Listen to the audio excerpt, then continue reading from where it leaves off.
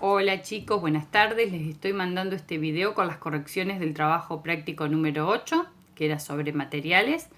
Que en primer lugar quería decirles que cada vez que yo les mando una actividad, previamente siempre les mando un apunte en donde ustedes pueden encontrar la teoría para hacer esa actividad.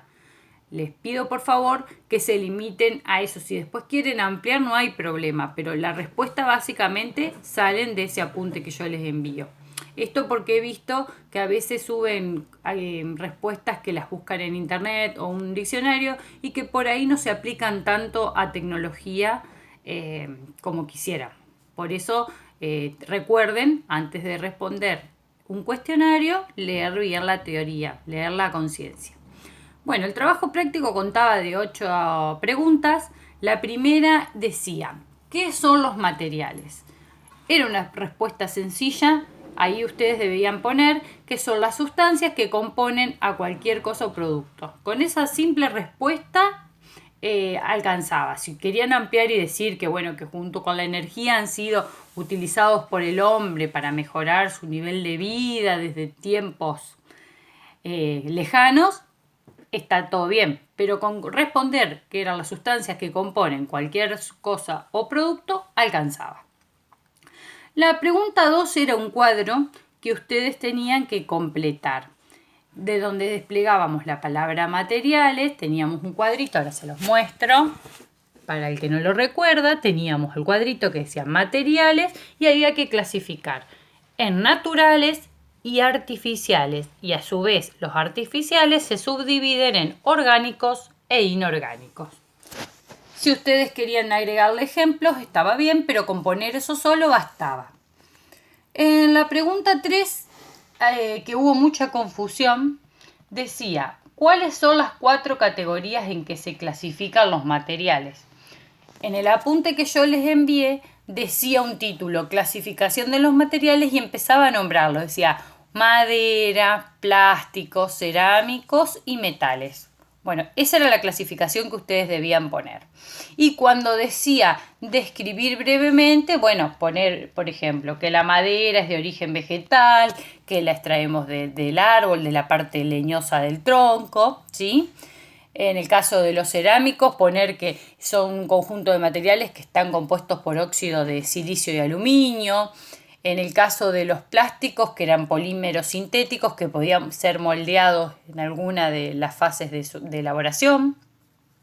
Y en el caso de los metales, que se encuentran en la naturaleza como parte de los minerales. Con eso solo bastaba, ¿sí? Ahora, si alguno quería ampliar, no estaba de más. En el punto 4 la pregunta decía, ¿por qué crees que esa era una pregunta, digamos, de análisis?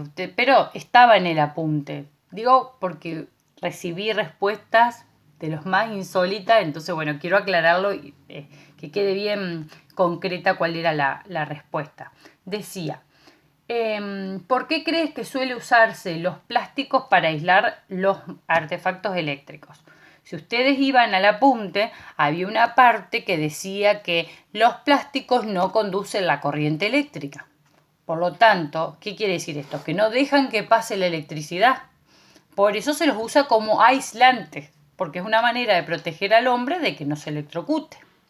Con poner eso, que era porque no conducía la corriente eléctrica, bastaba, ¿sí?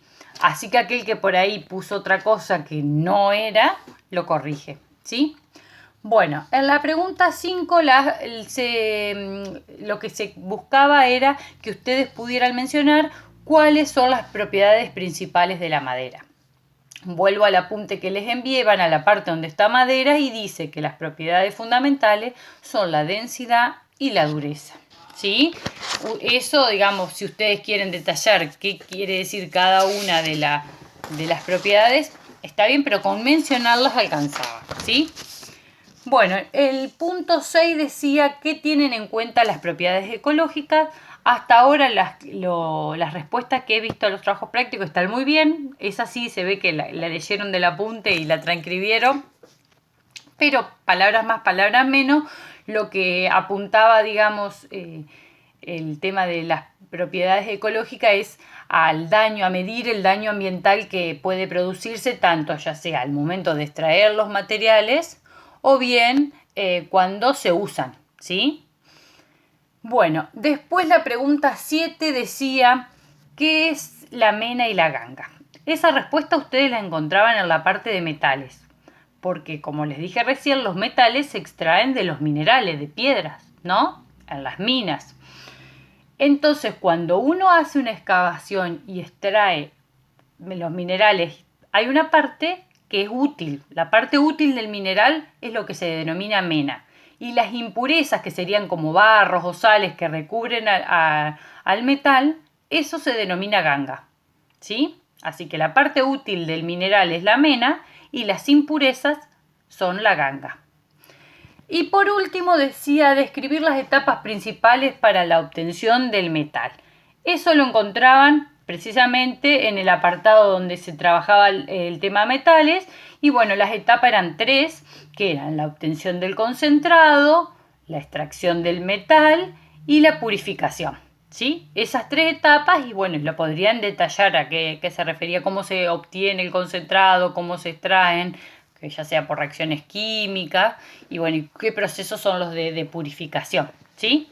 Pero bueno, hasta ahí eran las preguntas del trabajo práctico 8, que bueno, la idea era en esa clase de Zoom, que bueno, vimos accidentalmente interrumpida, que lo charláramos. La idea mía es que la semana que viene, o la otra, estemos trabajando nuevamente, que tengamos una clase virtual. Y bueno, y de esta manera podamos avanzar, chicos, porque quedan muy pocas clases de tecnología y muchos temas interesantes que les van a servir para los años siguientes. Así que bueno, les mando un beso, les dejo este video, seguimos en contacto a través del Classroom y bueno, esperemos que pronto nos podamos ver en una clase virtual. Así cualquier duda que a ustedes les quede sobre este trabajo, si no me escriben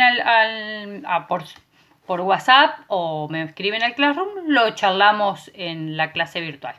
Les mando un beso, a seguir cuidándose y bueno, hasta la próxima.